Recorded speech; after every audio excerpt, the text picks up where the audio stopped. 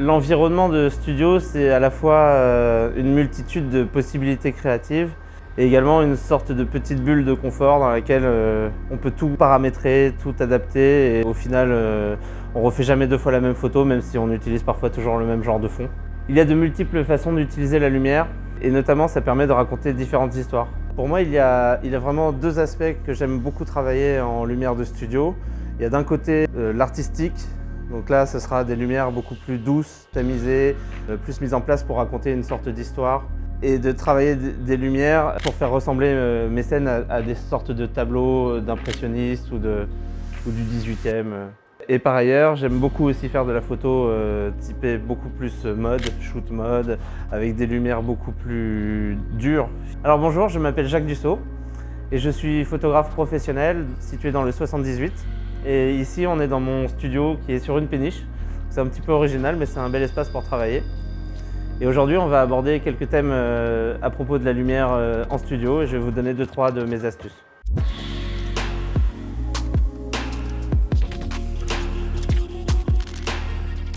Alors, il faut savoir qu'en studio, la lumière ambiante n'a aucun effet sur la scène. Donc le contrôle, c'est uniquement à travers les flashs. Alors maintenant, on va parler un petit peu des différents outils pour modifier la lumière. Parce que sans softbox, sans bol, la lumière est vraiment très dure, elle n'est pas du tout contrôlée. Donc elle va se répandre un petit peu partout et c'est pas du tout ce qu'on cherche. Donc ici, on a une Deep Softbox. Alors celle-ci, elle fait 150 cm. Il faut savoir que parfois on a les yeux plus gros que le ventre. Et en l'occurrence, c'est ce qui m'est arrivé. Je ne m'attendais pas du tout à ce qu'elle soit si grande. Et en fait, en termes de positionnement, on a quand même beaucoup moins de latitude quand on a un petit studio, donc il vaut mieux parfois être raisonnable et pas prendre trop gros. En revanche, l'avantage d'une très grande boîte à lumière comme ça, c'est que ça permet de diffuser beaucoup plus, donc d'avoir finalement un rendu beaucoup plus doux de la lumière et ça permet du coup, en passant, de gommer beaucoup les imperfections. Alors ici, on a ce qu'on appelle une strip light. C'est une petite lumière qui permet d'éclairer de manière verticale le sujet. L'avantage ici, c'est qu'on a une grille nid d'abeille, ce qui permet de contrôler vraiment le flux de lumière pour le diriger au mieux. Ça veut dire qu'en fait, la lumière, au lieu de partir dans tous les sens, elle va vraiment se diriger dans le sens de la boîte et non pas sur les côtés. Alors ici, on a un bol beauté. Alors c'est une lumière qui est très efficace et qui restitue énormément de puissance. On l'utilise beaucoup en mode. C'est une lumière qui peut être un peu assez dure mais qui est quand même très flatteuse. Ici, on a dessus monté une grille nid d'abeille. Donc ça, encore une fois, ça permet de diriger, de concentrer la lumière vraiment à l'endroit où on a envie d'avoir de la lumière et pas autour.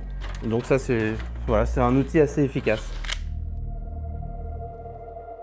Alors côté matériel, hormis les flashs, je suis chez Sony depuis quelques temps et j'apprécie beaucoup cette marque.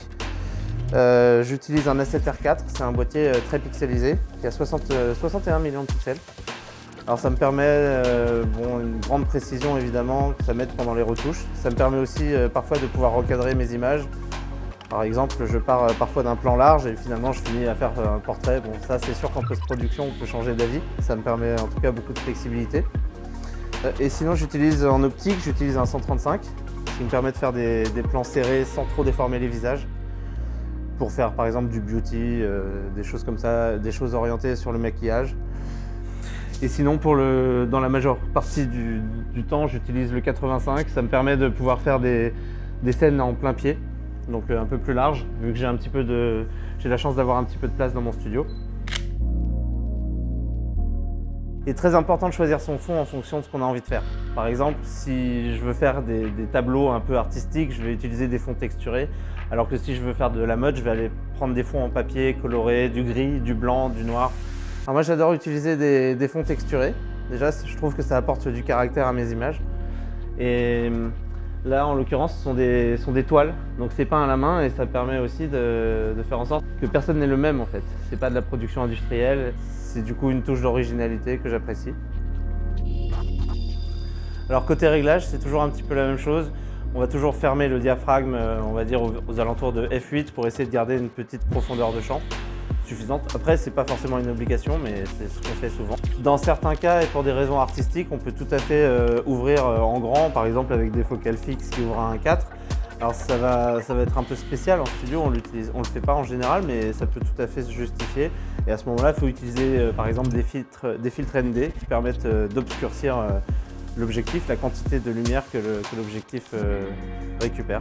Quant à la vitesse d'obturation, elle se situe entre 1/160e et 1/250e en général.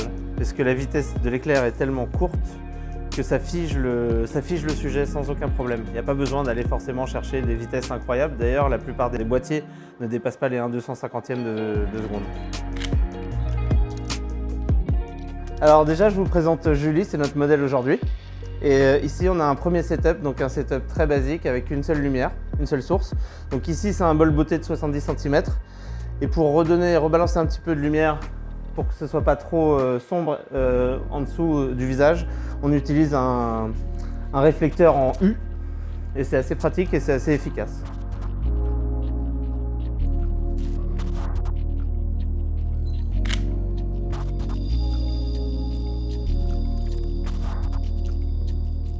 Alors ici, on va voir un setup assez classique qui est composé de 3 flashs. Alors ici, on a un bol beauté de 70 cm en key light. Ça permet d'éclairer assez large, surtout qu'ici, il n'y a pas de nid d'abeille, de grille nid d'abeille. Et ici derrière, on a donc 2 strip lights qui permettent de bien détacher le modèle du fond et de gagner du contraste global sur l'image.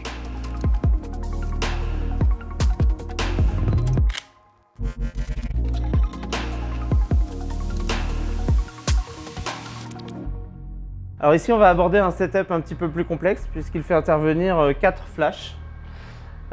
Donc ici, on a ce qu'on appelle la key light, la lumière principale.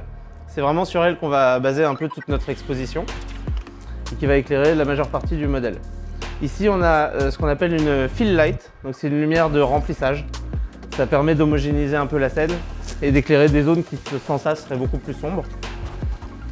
Ici, c'est optionnel, on n'est pas obligé, mais ça va faire un petit peu l'effet du réflecteur qu'on a utilisé tout à l'heure sur le setup à une lumière.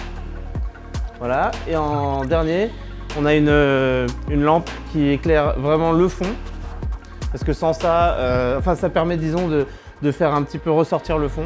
Sans ça, c'est un petit peu terne.